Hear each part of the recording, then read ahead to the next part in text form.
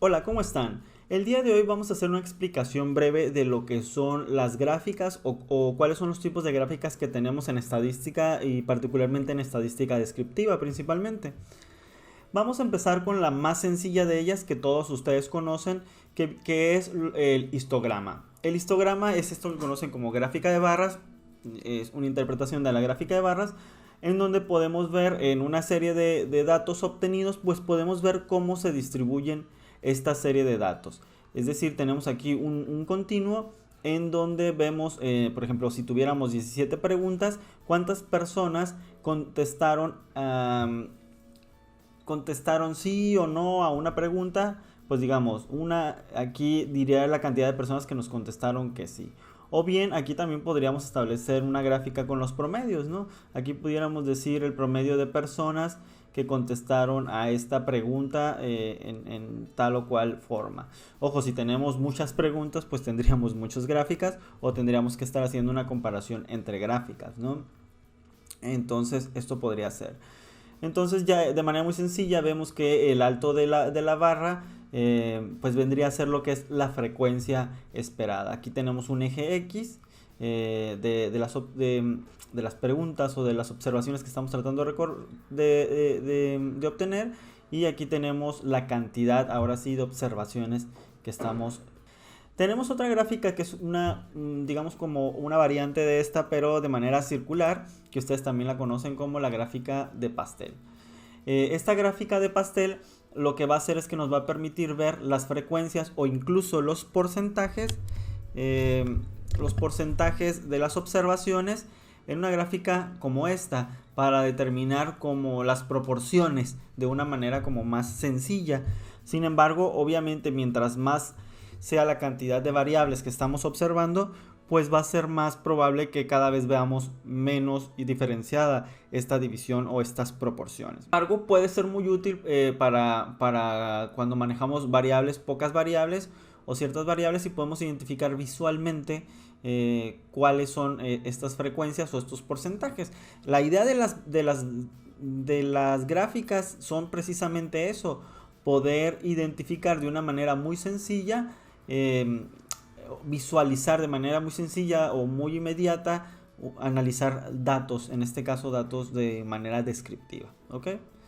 La siguiente tenemos una gráfica que es la de diagrama, son diagramas de cajas y bigotes. Lo van a ver en inglés como box plot también, y van a identificar que aquí tenemos un tipo de gráfica que ya en estadística descriptiva, incluso en para estadística inferencial, resulta muy útil. Este diagrama de gráficas y bigotes pues se basa en la distribución de la mediana. ¿Qué sucede aquí en la distribución de la mediana? Es que nos identifica lo que son los tres cuartiles: cuartil inferior, cuartil superior y la mediana. ¿Ok? Ya el tema de la mediana ya lo hemos visto. Y digamos que el cuartil inferior, cuando nosotros calculamos la mediana, podemos calcular en dónde se encuentra el 25% de los datos, el 50% que vendría a ser la mediana, y arriba del 75%. Entonces, por debajo del 25 sería nuestro cuartil inferior y por arriba del 75 sería nuestro cuartil superior. Esto es muy importante porque aquí podemos identificar en dónde se encuentran los datos, o ya podemos analizar mucho más hacia dónde van los datos, si se están concentrando a una mayor frecuencia, a una menor frecuencia, o se están concentrando de manera como general, digamos en un punto medio. Recuerden, digo, esto que están aquí serían los bigotes, y esto también, si recuerdan, nos va a ayudar mucho para identificar en un software, por ejemplo, lo que son los outliers. Los valores que se encuentran a los extremos fuera de nuestra caja serán nuestros valores atípicos u outlier, es decir, esos valores que no pertenecen a esta población porque se alejan mucho de esto, que es lo que veríamos en lo que viene siendo la kurtosis, por ejemplo, ¿no? O muy arriba o muy abajo. Esta gráfica va a ser de mucha ayuda para eso, y también para visualizar de manera muy directa hacia dónde se están yendo los datos, si la mayoría de las personas están respondiendo tal o cual ítem, o ese promedio de personas nos está indicando algo. Entonces, esta es una gráfica que van a estar observando muy seguido. Otra de las de las gráficas que vamos a observar es la gráfica de violín. Esta gráfica de violín también es una gráfica que les va a ser útil porque les va a permitir, al igual que la de cajas o bigotes o la box plot, les va a permitir identificar en dónde se concentra la mayor parte de los datos, ¿no? Aquí, como podemos ver, esta gráfica es como una mezcla de ahí de la box plot y el diagrama de densidad. Aquí vamos a tener esto negro que vemos aquí es el box plot, y este es y estos son los datos, la totalidad de los datos. Entonces aquí estaríamos viendo que en esta parte de aquí se concentra la mayoría de los datos, y podríamos comprobar con el box plot que se encuentran por encima de la mediana, ¿ok?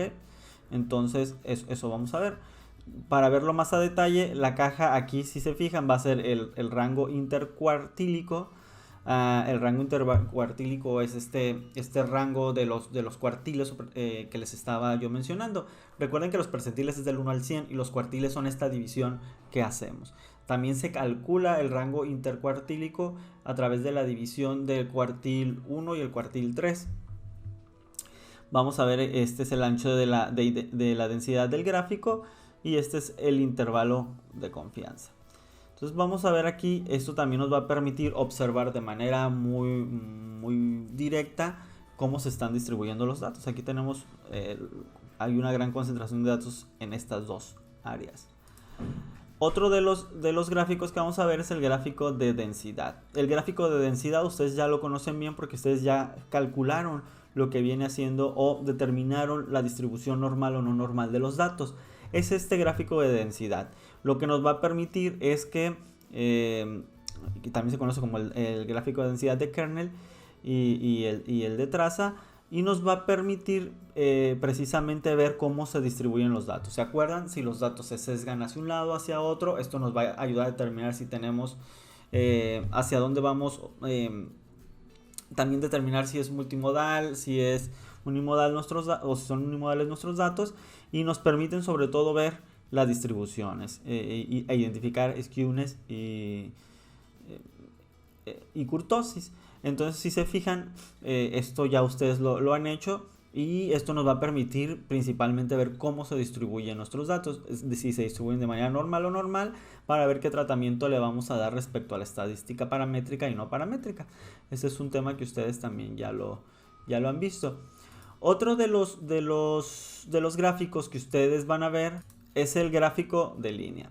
¿Qué es el gráfico de línea? El gráfico de línea pues es un gráfico que les permite observar la tendencia, muy parecido a lo que viene haciendo un histograma. Incluso hay combinaciones de histograma con gráfico de líneas, en donde nos permite ver cómo van progresando nuestros datos cuando queremos ir viendo si van aumentando, y principalmente es para observar las frecuencias de muchas cosas, ¿no? En valores numéricos, y las tendencias, por ejemplo, ¿no?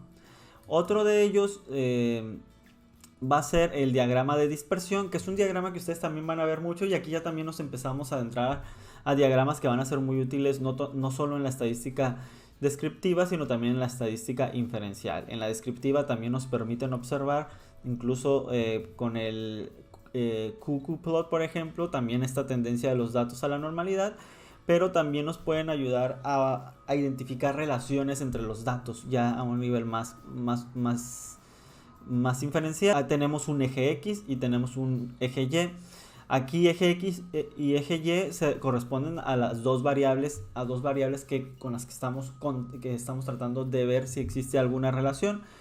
Mientras los datos se alineen, mientras más estén alineados estos datos, es mayor la relación que tenemos, ¿no? Como lo vimos en la normalidad, mientras más alineados, más normales los datos.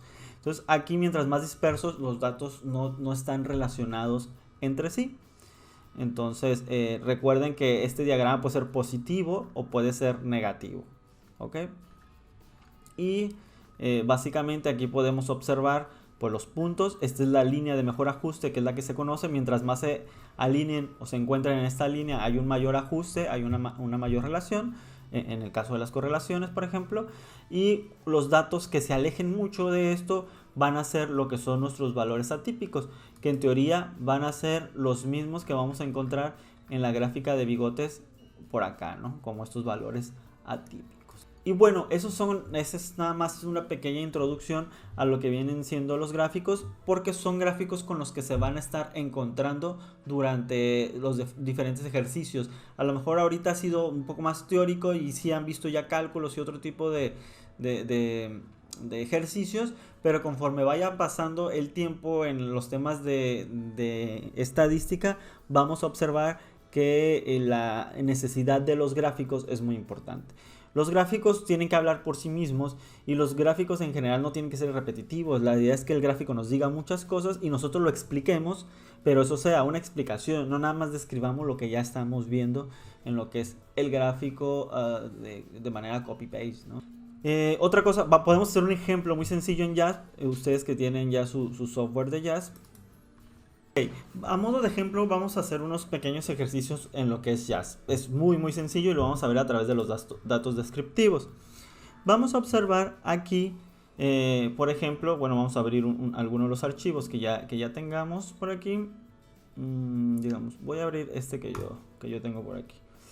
Digamos que quiero hacer una descripción de lo que vienen siendo mis datos. ¿Okay? Digamos que yo quiero observar el nivel de emociones positivas que reportó mi población. Quiero saber, incluso yo tengo dos grupos, puedo dividirlo por hombre o por mujer incluso, y tendría dos gráficas para comparar. Y aquí lo que tendría en el grupo 1, digamos que son hombres, y en el grupo 2 mujeres. Aquí tengo, si se fijan, esta es una box plot. Tengo lo que es mi mediana. Aquí tengo mi percentil 1 y mi percentil 2. Y esta diferencia sería mi intercuartil. Y estos serían mis bigotes. Y aquí sería mi outlier. Aquí tendría alguna persona que estaría puntuando muy diferente a las demás y que podría alterarme los datos. Entonces, ¿qué voy a hacer aquí? Esto ustedes ya lo saben. Puedo decirle que me indique cuáles son los outliers.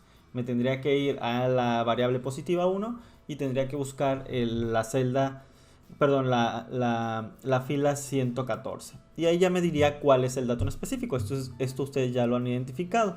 Podemos ver otro tipo de gráficas, o la gráfica de violín, que es la que estábamos viendo hace rato.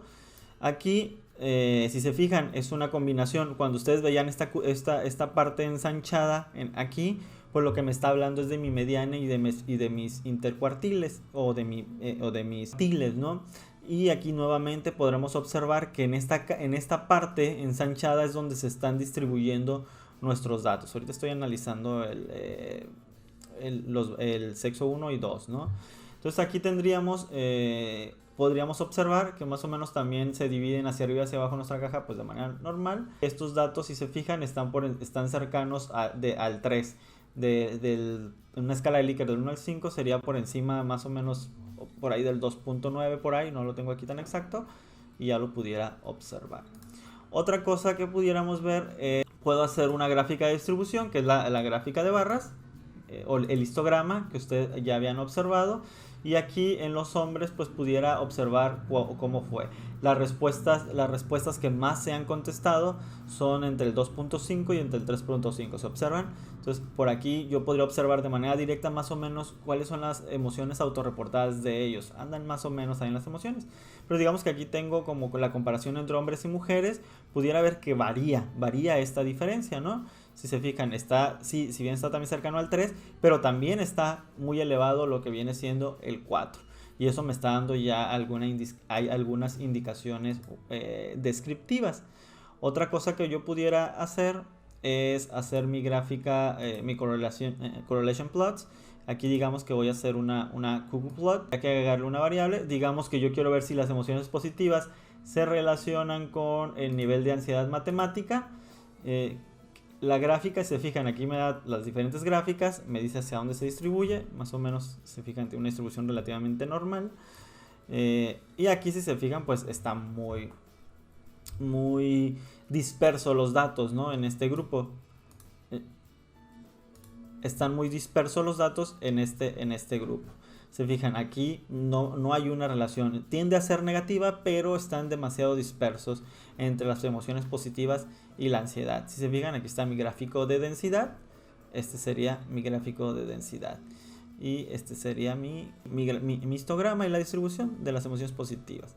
Entonces, pues bueno, yo aquí estoy suponiendo que no hay una correlación como muy clara, ¿no? Y con eso terminaríamos la explicación de lo que son los gráficos y un ejemplo de cómo ustedes los podrían generar de manera muy sencilla en lo que viene siendo JASP. Incluso en Excel también están estas gráficas. Pero aquí es importante que cuando están analizando sus datos y ya los quieran observar, los pueden ver directamente en el software, los pueden copiar y ya los pueden manipular, ¿ok? Pues bueno, espero que esta explicación les sea de ayuda para ir comprendiendo tanto lo que ya habían visto como los diferentes temas, y en donde se han presentado gráficas que van a ser, las gráficas son súper útiles en estadística, y de esta manera pues bueno ya tengan un poquito más de claridad de qué se trata cuando ven estas gráficas. De igual forma estoy al pendiente para lo que se ofrezca. Cualquier duda pues no duden en preguntarme. Entonces espero que se encuentren bien y espero verlos pronto. Cuídense mucho. Bye.